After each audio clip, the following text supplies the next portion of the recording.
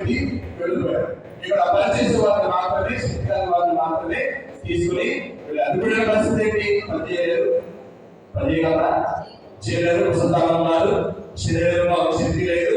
So ఆకలితో వాళ్ళు అలవాటిస్తూ దిక్కుతో వచ్చినటువంటి స్థితిలో వాళ్ళు వారి యొక్క జీవితాన్ని సాధించవలసిందే.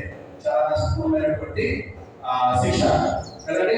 అలాంటి సందర్భంలో చెప్తున్నాడు, నలిగిన రెల్లు కాడను తుడిచివేయడు, తునికి పాటలు దీపములు ఆల్పివేయడు. అంటే ఇలాంటి ఏ స్థితిలో ఉన్న వారిని కూడా ఆయన జ్ఞాపకం బలంగా శరీర దృఢత్వం కలిగినటువంటి వ్యక్తులు మాత్రమే కాదు, ఇలాంటి నిస్సహాయ స్థితిలో ఉన్నటువంటి వీరికి కూడా దేవుడు తోడుగా ఉన్నాడు. అంటే నేను పంపిస్తున్నటువంటి ఆ సేవకుడు వారిని కూడా బాగు చేస్తాడు, వారిని కూడా ఆశీర్వాదాలు చేస్తాడు అనేటువంటి మాటని యెషయా ప్రవక్త మనకి జ్ఞాపకం చేసుకున్నాడు.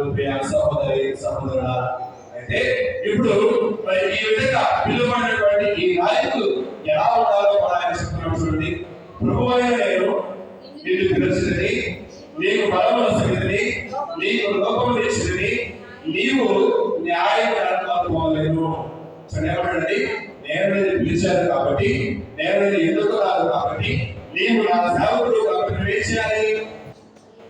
నేను నీకు బలాన్ని ఇస్తూ ఉన్నా, ఆ బలాన్ని నీకు లోకాన్ని ఇస్తూ ఉన్నా, అలాగే నీకు బలాన్ని ఇచ్చి నీకు లోకాన్ని ఇచ్చినట్టే నేను తయారు చేసిన నేను కాబట్టి నువ్వేం చేయాలి? నేనే చెప్పినట్టుగా అన్ని సాధులకి న్యాయాన్ని చేకూర్చాలి. నేను నిన్ను ప్రజలకు నిబంధనగా, జాతులకు